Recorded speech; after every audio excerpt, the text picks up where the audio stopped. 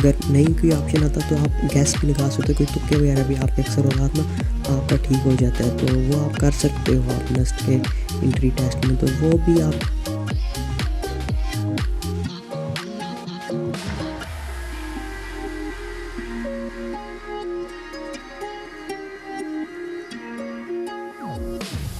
अस्सलाम वालेकुम एवरीवन, मैं हूं लाइबा और आप लोग देख रहे हैं कैंपस की एपिसोड 6।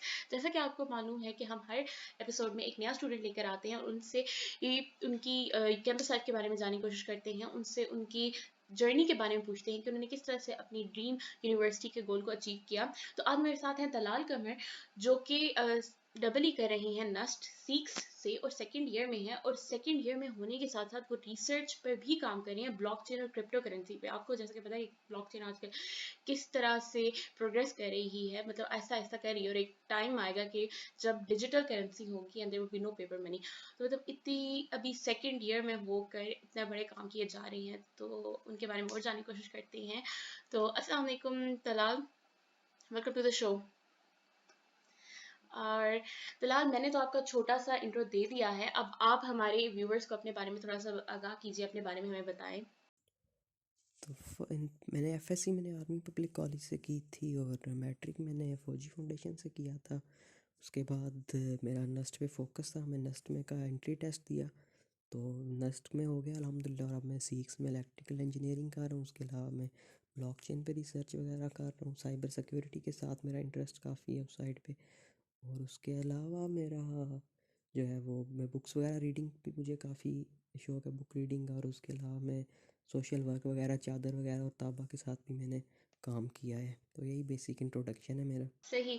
तो फिलहाल आपको माइक्रो प्रोसेसर और कोडिंग वगैरह का शौक था, तो बेसिकली अगर ये चीज़ें देखी तो ये वैसे सीएस में आती है, मतलब एससी में भी नहीं, सॉफ्टवेयर इंजीनियरिंग में तो बेसिकली बस आपकी थोड़ी डेवलपमेंट में काम हो रहा था, इतनी इन डेप्थ नहीं होती। और electrical is almost like hardware, मतलब लाइक सर्किट्स वगैरह से रिलेट कर रही होती है। और वैसे भी अगर हम देखें क्या कहते हैं स्कोप इंडस्ट्री का, तो सीएस काफ़ी मानी जा रही है, ठीक है। सीएस का बहुत ज़्यादा नाम है, सीएस की मतलब जॉब्स भी बहुत ज़्यादा हैं। तो और आपका इंटरेस्ट भी था, ठीक है, तो आपने फिर भी डबल ई सॉरी सीएस को छोड़ के डबल ई कर ली। अच्छा, तो इनिशियली मेरा इंटरेस्ट सीएस वाली साइड पे था, कोडिंग वगैरह और इस तरह की चीज़ों की तरफ में। तो फिर क्योंकि आपको पता है कि ब्राउन फैमिलीज और इधर इंडिया यहाँ पे ऐसा बहुत चलता है कि बेटा तो इंजीनियर बनेगा या डॉक्टर, इस तरह का सीन बहुत होता है वहाँ पे ये ब्राउन फैमिलीज में, जैसे कि तो फिर मैंने देखा स्टडी वगैरह किया, इलेक्ट्रिकल का कोर्स मैंने देखा, उसमें कौन से सब्जेक्ट्स आएंगे और क्या क्या मुझे पढ़ना होगा।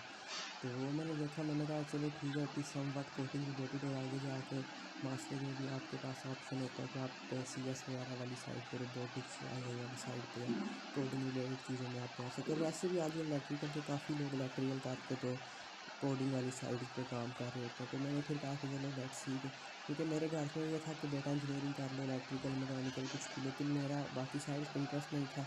तो सीएस वाली साइड पे था इंटरेस्ट ज़्यादा, लेकिन इधर मुश्किल था, तो मैंने फिर कर लिया, इधर इलेक्ट्रिकल में कर लिया। और अभी स्टार्टिंग में तो मुझे भी यही लगता था कि पता नहीं क्या फ़ैसला कर लिया मैंने, और मैं पता नहीं कौन सी डिग्री में आ गया हूँ, ये कैसे होगी मेरे से या नहीं। तो लेकिन आहिस्ता आहिस्ता भी इंटरेस्ट डेवलप होता जा रहा है इस पे, इलेक्ट्रिकल की साइड पे। तो मैं बाकियों को भी यही बोलना चाहूँगा कि जो स्टूडेंट्स नए नए आ रहे हैं कि यार देखो, स्टार्ट वाले सेमेस्टर में आप अपनी पसंद की डिग्री में भी जाओगे ना, तो आपको यही लगेगा कि आप ने कोई गलत डिसीजन ले लिया। और सही। तो मैं आपसे एक मतलब एक क्वेश्चन पूछना चाहूंगी कि ये जिस तरह हमारे माइंडसेट बना हुआ है हमारी सोसाइटी का कि आपने एक डॉक्टर बनना है या आपने सिर्फ इंजीनियर बनना है, तो इस चीज़ को हम किस तरह से, मतलब हम यंग जनरेशन किस तरह से इसको चेंज कर सकती हैं कि अपने घर वालों को बैठाएं, क्योंकि बहुत सारे हमने देखा है कि इवन अगर इंजीनियरिंग को छोड़ के मेडिकल की बात करें, तो मेडिकल में भी ना बहुत सारे बच्चे जो एफएससी के बाद बहुत सारे लोग गैप ईयर्स ले रहे होते हैं, और कुछ बेचारों के एक एक साल, कोई दो दो साल अपना मतलब गैप ईयर ले रहे होते हैं। और it's not a bad thing कि आप एक गैप ईयर ले रहे हो, आप थोड़ा सा अपने टाइम भी रिलैक्स करने को मिल रहा होता है, लेकिन उस गैप ईयर में आप रिलैक्स होने की बजाय ना आपका एक स्ट्रेस होता है कि यार मैंने अपना एडमिशन लेना है मेडिकल में, ठीक है। अगर नहीं हुआ तो उसके अलावा आपको मतलब अपनी उसका पता ही नहीं होता कि आपने उसके अलावा क्या करना है। और फिर खुदा न खास्ता अगर सिचुएशन ऐसी आ जाए, क्योंकि बहुत ज़्यादा कंपटीशन होता है मेडिकल का, क्योंकि बहुत मेरिट हाई होता है, तो उसके बाद लोगों को नहीं समझ आ रही होती कि अब हम सेकेंड ऑप्शन हमारा क्या होना चाहिए। तो ये एक जो नॉर्म और ये एक जो कल्चर बना हुआ है, इसको हम किस तरह से मतलब खत्म कर सकते हैं, इसमें हम किस तरह से अपना पार्ट एक प्ले कर सकते हैं, अपना रोल प्ले कर सकते हैं इसमें। तो आजकल ना देखेंगे ना, पास्ट से माइंडसेट बना हुआ है लोगों का कि इंजीनियर होगा, डॉक्टर होगा तो सोसाइटी में बहुत इज़्ज़त है। और आई डोंट ब्लेम पेरेंट्स इस फॉर दिस रीज़न, क्योंकि पेरेंट्स देखते हैं कि डॉक्टर की ज़रूरत है, फाइनेंशियल स्टेबिलिटी आ रही है जॉब, ठीक है, कि डॉक्टर्स की हर टाइम में ज़रूरत होती है। इंजीनियर्स की भी काफ़ी टाइम तक तो ज़रूरत थी, लेकिन अब कहा जाता है कि इंजीनियर्स बहुत बेरोज़गार हैं, या ये है या वो है, इस तरह की बहुत आपको डीमोटिवेशन आपको अक्सर मिलती है। और है भी, क्योंकि मार्केट पाकिस्तान की इंडस्ट्री इतनी जो है वो अभी वेल डेवलप नहीं हुई, काफ़ी सारे इंडस्ट्री में अभी भी फ्रॉड्स हैं हमारी इंडस्ट्री में। तो इसलिए इंजीनियर्स की जॉब्स कम होती हैं कंपैरेटिवली मार्केट में। तो उसका ये हाल है कि आपको, क्योंकि जो बेस्ट लोग होंगे फिर ऑब्वियसली वही आगे जा सकेंगे, तो आपको वो बेस्ट लोग फिर वही होंगे जिनके पास मल्टीपल चीज़ों के स्किल्स होंगे, जिनकी हर चीज़ पे ग्रूमिंग होगी। तो बेसिकली ये माइंडसेट चेंज करना इतना इजी नहीं है, क्योंकि ये डीपली रूटेड है सोसाइटी में। इसको चेंज करने के लिए कंप्लीट ओवरहॉल करना पड़ेगा सोसाइटी, फ्रॉम द बॉटम हमें सारी चेंज करनी पड़ेगी, सारे माइंडसेट। लेकिन ये करना पॉसिबल नहीं है, क्योंकि हमारे पेरेंट्स जो है वो उनमें से मोस्टली जो है उन्होंने अपने अभी आके कुछ साल पहले उन्होंने टेक्नोलॉजी देखी है, लेकिन हमने स्टार्ट से, हम जो हमारी जो जनरेशन है उन्होंने टेक्नोलॉजी देखी है स्टार्ट से, उनके उन्होंने डिफरेंट चीज़ें ऑब्जर्व की हैं, डिफरेंट टेक्नोलॉजिकल रेवोल्यूशन और बड़ी बड़ी उन्होंने चीज़ें देखी हैं, तो उनको बेटर आइडिया। तो अब हमारे बाद जो जनरेशन आएगी, may be they want face these problems, उनके लिए ईजी होगा कि वो अपनी मर्ज़ी की फील्ड्स में जा सकेंगे। और आहिस्ता आहिस्ता जो सोशल एक वो अटैच है, स्टिग्मा अटैच है जो इसके साथ, कि इंजीनियर होगा, डॉक्टर होगा तो वो इज़्ज़त होगी, वो आहिस्ता आहिस्ता वो ना, आहिस्ता आहिस्ता मैं ऑब्ज़र्व कर रहा हूँ कि वो ख़त्म होता जा रहा है।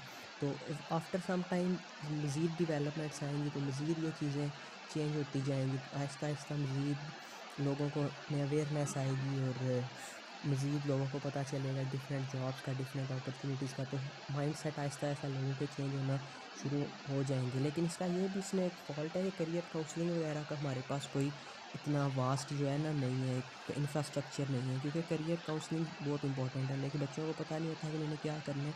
वो बस ऐसे ही आ जाते हैं, जो इलेक्ट्रिकल है ठीक है, किसी कज़न ने बता दिया, अब्बू ने बता दिया, फलां ताया ने बता दिया कि चले जाओ उधर, ये करो वो कर लो, फलां नेबर ने बता दिया, ठीक है वो चले गए उसमें। लेकिन उनको बाद में जाके पता चलता है कि ये तो मेरे इंटरेस्ट के सब्जेक्ट्स ही नहीं है। तो मेरे ख्याल से एक कोई करियर काउंसलिंग के लिए एक प्लेटफॉर्म होना चाहिए, कुछ ऐसा हमें इंफ्रास्ट्रक्चर बिल्ड करना चाहिए कि जो करियर काउंसलिंग करे बच्चों की, जिन बच्चों को बताया जाए कि ये इलेक्ट्रिकल में ये सब्जेक्ट्स हैं, कंप्यूटर साइंस में ये सब्जेक्ट्स हैं। ओके। तो आपने मेंशन किया कि आपकी आप भी मतलब अब डिफरेंट रिसर्च वगैरह पे काम कर रही हैं, लाइक जैसे कि ब्लॉकचेन पे और क्या कहते हैं क्रिप्टो करेंसी पे। तो अभी तो मतलब बिल्कुल इनिशिएट हो रही है, बिल्कुल स्टार्ट है। अभी तक कुछ अर्से पहले तक तो क्रिप्टो करेंसी बिटकॉइन वगैरह बिल्कुल लाइक पाकिस्तान में भी बैन थी, मतलब उस तरह से नहीं यूज़ हो रही थी। और अब आहिस्ता आहिस्ता थोड़ी सी क्या कहते हैं आना शुरू हो गई है, उसके ऊपर कॉन्वर्जेशन स्टार्ट हो चुकी है। तो अब आने वाले वक्तों में तो this is gonna be huge, मतलब जो कंट्री पहले इसको अचीव करेगी उनकी फाइनेंशियल स्टेटस भी बेहतर होगा। So it's gonna be a revolution. तो आप मतलब अभी सेकेंड ईयर में हो के आपने मतलब ये कैसे मतलब इतना बड़ा मतलब एक एजुकेशन, मतलब यूजुअली स्टूडेंट्स जो है ना फर्स्ट सेमेस्टर सेकंड सेमेस्टर तक यही सोच रहे होते हैं कि यार हम या तो परेशान हो जाते हैं कि हम किधर स्टक हो गए हैं, या ये टेंशन में आते हैं कि यार अभी कुछ समझ नहीं आ रही क्या करनी है, या आधे तो होते हैं कि यार यूनिवर्सिटी आएगी अभी हम थोड़ा रिलैक्स करेंगे, फिर थर्ड ईयर फोर्थ ईयर तक देखा जाएगा। तो आपने सेकंड ईयर में ये चीज़ स्टार्ट कर ली, और आपको मतलब आप माशाल्लाह से आपने स्टार्ट भी कर ली, और आपको क्या कहते हैं प्रोफेसर्स भी मिल गए जिन्होंने आपको इस चीज़ के बारे में गाइड किया। तो हमें थोड़ा इसके बारे में बताएं कि ये मतलब आपने कैसे स्टार्ट किया, और इसमें आपको टीचर्स आपके प्रोफेसर्स ने किस तरह से गाइड किया। तुम्हारे जो फंडामेंटल्स ऑफ प्रोग्रामिंग के टीचर थे ना, तो वो बड़े ना, उनका फोकस होता था कि स्टूडेंट्स एक्स्ट्रा भी सीखें। तो एक दिन हमारी फ्राइडे को क्लास होती थी, जुम्मे के बाद तो ज़्यादातर हॉस्टलर्स चले जाते थे, तो क्योंकि उनको घर जाना होता था, काफ़ी लड़के निकल जाते थे, तो उनकी एक क्लास में कहा चले आज हम गेस्ट लेक्चर लेते हैं, क्योंकि इस वीक तक इन वीक्स तक हमारा सिलेबस कवर है। तो उन्होंने गेस्ट लेक्चर दिया, 2 गेस्ट लेक्चर उनके बनते थे दिए थे उन्होंने पूरे 2 सेमेस्टर, 2 पूरे सेमेस्टर में ना तो एक पहला लेक्चर उन्होंने दिया, इंट्रोडक्शन दिया उन्होंने ब्लॉकचेन का और डिसेंट्रलाइज्ड सिस्टम्स का ना उन्होंने इंट्रोडक्शन दिया कि डिसेंट्रलाइज्ड सिस्टम कैसे काम करते हैं और ब्लॉकचेन ही है वो है। दूसरा लेक्चर स्पेसिफिकली बिटकॉइन पे टारगेटेड था, तो वो मैंने अटेंड किया। मेरा थोड़ा इंटरेस्ट डेवलप हुआ डिसेंट्रलाइज वाली साइड पे। तो स्टार्टिंग में तो इतना इस कदर ओवरवेलमिंग इन्फॉर्मेशन थी कि मेरे से पुट टुगेदर नहीं हो रहा था कि ये वाली चीज़ इधर कैसे है और ये इधर कैसे है। तो बड़ा मुझे ना मुश्किल हो रहा था। मैं इंटरनेट पे कभी कोई कोर्स देखूँ, कभी कुछ करूँ, कभी कुछ, तो शायद मुझे कोई इसका ना आइडिया हो जाए। तो क्योंकि ब्लॉकचेन अभी इस वक्त भी स्टार्टिंग स्टेजेस में, स्टार्टिंग स्टेजेस में हो सकता है अगर हम इसको स्टार्ट में इस पर काम करें तो शायद फ्यूचर में ये टेक्नोलॉजी बड़े लेवल पे अप्लाई होना शुरू हो जाए वर्ल्ड में, क्योंकि लेकिन अभी तो इस पर बहुत रिस्ट्रिक्शन है। जैसे कि ये फाइनेंशियल सेक्टर में वाइड स्प्रेड इसका यूज़ नहीं हो सकता, क्योंकि इस पर क्रिमिनल्स जो हैं इसको बहुत यूज़ कर सकते हैं बिटकॉइन की चीज़ों को एक्सप्लॉइट करके, क्योंकि इसमें अनोनिमिटी होती है। किसी को नहीं पता कि उस एड्रेस से ट्रांजैक्शन जा रही है या किधर किस एड्रेस से आ रही है, किसी को नहीं पता कि ये एड्रेस किसके। तो इसको बड़े स्केल पे तो अभी इम्प्लीमेंट नहीं हो सकता, पर इन आहिस्ता आहिस्ता रिसर्च हो रही है ब्लॉकचेन को मेन स्ट्रीम फाइनेंशियल सिस्टम में लेके आने की, तो उस पर हम फोकस कर सकते हैं। तो मैंने फिर आहिस्ता आहिस्ता किया थोड़ा बहुत काम, मुझे कुछ समझ नहीं आया। तो लेकिन जब सेमेस्टर एंड हुआ तो पेपर चेकिंग से पहले हमें सर ने ईमेल की कि आपका कल पेपर चेकिंग है, आपने अगर पेपर चेकिंग करने आना है तो आप आ जाओ, और हमारे पास अगर कोई स्टूडेंट हमारे साथ रिसर्च पे काम करना चाहे, रिसर्च प्रोजेक्ट्स पे, तो वो more than welcome, he is more than welcome to come. तो सर ने हमें ईमेल की, मैं सर के पास गया, मैंने बताया कि मुझे स्टार्ट से इंटरेस्ट हुआ था आपके गेस्ट लेक्चर से। तो सर ने फिर ठीक है, हमारा 10-12 बंदों का ग्रुप बना, कुछ ने एआई पे काम किया और हम 3-4 थे, हमने ब्लॉकचेन पे काम किया। थोड़ा बहुत हमने कहा कि हम ब्लॉकचेन पे काम करेंगे। तो सर ने हमें फिर मटेरियल दिया कि ये बुक्स हैं और ये कोर्सेज हैं। पहले 3-4 महीने तो ये ऑलमोस्ट ना फेबररी में हमने स्टार्ट किया है, फेबररी 2020 में। तो स्टार्ट में तो हमें कुछ समझ ना आया कि हमने क्या करना है, लेकिन स्टार्ट में सर ने हमें ना रिसर्च पेपर वाली साइड पे बताया भी नहीं था कि आपने पेपर में क्या करना है, क्योंकि वो हमारा लर्निंग कर्व था। सर ने हमें स्टार्ट में बताया था कि बहुत एक स्टीप लर्निंग करवाने वाली है आपकी, कि आपको इसके के लिए तैयार रहना पड़ेगा, क्योंकि स्टार्टिंग में आपको बहुत मुश्किल होगी। तो वो बुक्स पढ़ते पढ़ते 3-4 महीने तो हमने कुछ किया ही ना। तो फिर कोरोना आ गया और लॉकडाउन आ गया, और फिर थोड़ी हमें अपॉर्चुनिटी मिली इस पे काम करने की। तो मैंने कुछ कोर्सेज वगैरह किए, आहिस्ता आहिस्ता पता चलता गया कि फ़लाँ कम्युनिटी है, स्टैक ओवरफ्लो, स्टैक एक्सचेंज वगैरह पे कैसे मैंने कनेक्ट करना है और रेडिट की कम्युनिटीज़ के साथ। तो आहिस्ता आहिस्ता मेरा नॉलेज इसका इंक्रीज़ होता गया। तो उसके बाद हमने जुलाई में शायद काम शुरू किया था हमने रिसर्च पेपर्स पे। लेकिन अभी भी काफ़ी सारा काम जो है ना मेरा, वो रिसर्च से रिलेटेड जो है। मोस्टली मेरा काम अभी तक लर्निंग फेज़ में ही चल रहा है कि डिफरेंट फ्रेमवर्क्स इतने ज़्यादा हैं कि हर रोज़ कोई ना कोई नया फ्रेमवर्क आ जाता है, कोई ना कोई नया इनोवेशन आ रही है। ब्लॉकचेन टेक्नोलॉजी में बहुत रैपिडली चेंज हो रही है। तो अभी तक मेरा लर्निंग पे काम चल रहा है। मैंने बाकायदा 1-2 पेपर्स पकड़े तो हुए हैं, पर उन पे इस कदर कुछ खास काम नहीं हो रहा। ये नहीं मैं कह रहा कि मैं कोई बहुत एक्सटेंसिव रिसर्च कर रहा हूँ कोई हाई लेवल की, बट ये है कि आहिस्ता आहिस्ता काम किया है, और आई होप के कोई ना कोई पेपर में अलहमद इंशाल्लाह पब्लिश हो ही जाएगा कोई ना कोई पेपर। तो यही है कि प्रोफेसर्स हमारे मस्ट के सीट्स में काफ़ी ऐसा कल्चर है कि काफ़ी स्टूडेंट्स काम कर रहे होते हैं टीचर्स के साथ रिसर्च प्रोजेक्ट्स पे। तो उनको टीचर्स बताते हैं कि ये काम करो, आप ऐसे करो, रिसर्च का इन्वायरमेंट ऐसी है। आपने जो ब्लॉकचेन की बात की, ठीक है, ब्लॉकचेन पे आप काम कर रहे हैं, फिर आपका थोड़ा सा जो इंटरेस्ट है वो डेवलप होना शुरू हो गया साइबर सिक्योरिटी की तरफ और कंप्यूटर नेटवर्क्स की तरफ। तो ये फील्ड मतलब काफ़ी ऑपोजिट हैं डबल ई के साथ। तो फिर आप इन दोनों चीज़ों को कैसे लेके चलते हैं, अपनी स्टडीज़ को भी, फिर रिसर्च को भी? फिर एक रिसर्च आप एक चीज़ में कर रहे हैं और उसके बाद फिर आप एक दूसरी आपकी इंटरेस्ट बिल्ड हो रहा है और उसमें भी आप थोड़ा आहिस्ता आहिस्ता काम स्टार्ट करेंगे या कर चल रही हैं। तो वो चीज़ आप फिर कैसे हैंडल करते हैं, कैसे टाइम अपना मैनेज करते हैं? स्टार्ट में तो मेरा इंटरेस्ट डिसेंट्रलाइज्ड वेब और इसी ब्लॉकचेन पे ही था, लेकिन आहिस्ता आहिस्ता ब्लॉकचेन जो है काफ़ी रिलेटेड है कंप्यूटर नेटवर्क से रिलेटेड, काफ़ी है decentralised peer to peer networks वगैरह से रिलेटेड है।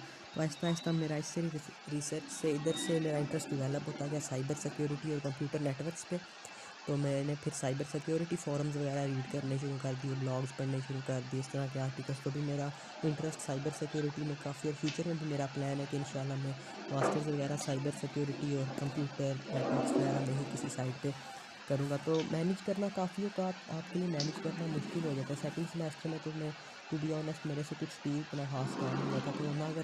कोरोना की वजह से लॉकडाउन हुआ, फिर मुझे थोड़ा टाइम मिला था ऑनलाइन क्लासेस से मैनेज करने के बाद आपको थोड़ा बहुत टाइम मुझे मिल ही गया था। और हमारी समर ब्रेक काफ़ी एक्सटेंसिव समर ब्रेक हो गई थी हमारी 4-5 महीने की।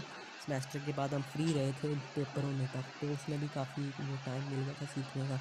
और थर्ड सेमेस्टर भी मेरा ऐसे है कि 3 दिन क्लासेस होती हैं और 2 दिन हमारी लैब्स होती थी। पहले तो एक दिन डे स्कॉलर और एक दिन हॉस्टलाइट वाला जब सीन था, लेकिन अब ऐसा नहीं है। अब तो एक ही दिन हमारी मीटिंग होती है लैब की, वो भी 1 घंटे में, हम अटेंडेंस लगवा के तो जा सकते हैं। तो मैं अब ये करता हूँ कि एक दिन मैंने स्पेसिफिकली ना रिसर्च के काम के लिए रखा हुआ है, कि कोई मैंने पेपर पढ़ना है, या कोई मैंने किसी फ्रेमवर्क का ट्यूटोरियल ये देखना है, या कोई कोर्स जो मैं कर रहा हूँ कोई अगर ब्लॉकचेन का तो वो देखना है, या कोई मैंने कोड लिखना है तो वो मैं लिख लेता हूँ उस दिन फर्स्ट डे को। और वैसे भी रोज़ साथ साथ में कभी कभार कोई आर्टिकल्स वगैरह पेपर्स वगैरह सारा हमें भेजते रहते हैं मेरे जो रिसर्च वाले सुपरवाइज़र हैं, तो वो फिर मैं साथ साथ पेपर्स उनको भेजता रहता हूँ, वो भी पेपर्स। और मेरी भी एक और भी आदत है कि मैं कोई भी बुक अगर पढ़ रहा हूँ ना प्रिंट में, तो वो मेरे पास होती होती है। जैसे अब मुझे बुक रीडिंग वगैरह का बहुत शौक है, तो मैं बुक्स वगैरह भी पढ़ता रहता हूँ साथ साथ। तो मैं ये भी करता हूँ कि मैं एक तो प्रिंट में मेरे पास होती है, मैं डेयरी से इशू कराई हो या मेरी अपनी खरीदी हो मैंने बुक वो, तो साथ में ये करता हूँ कि मैं वो पीडीएफ में वो बुक रख देता हूँ। क्योंकि अक्सर औकात आप ऐसे होता है कि आप कहीं पे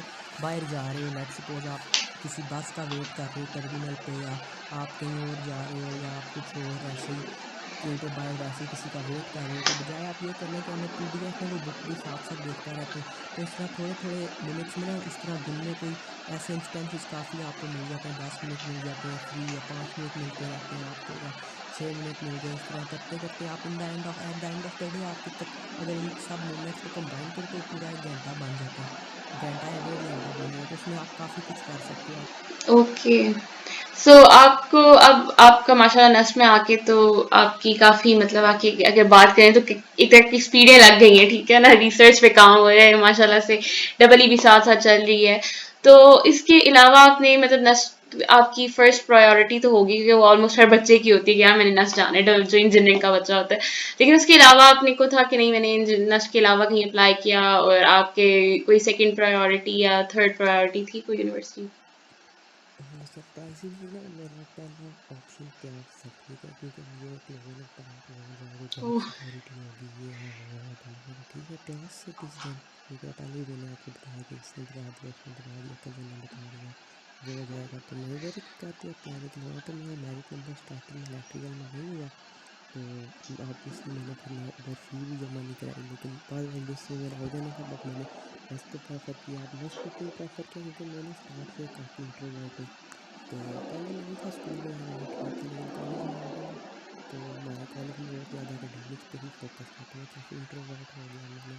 मैंने सोशल इवेंट्स वगैरह बहुत कम थे, तो मैं चाहता था मैं ऐसी जगह पे जाऊँ जहाँ पे सोशल इवेंट्स वगैरह घूमने का मुझे चांस मिले, जहाँ पे मुझे अपॉर्चुनिटीज़ मिले अपने आप को ग्रूम करने की ना।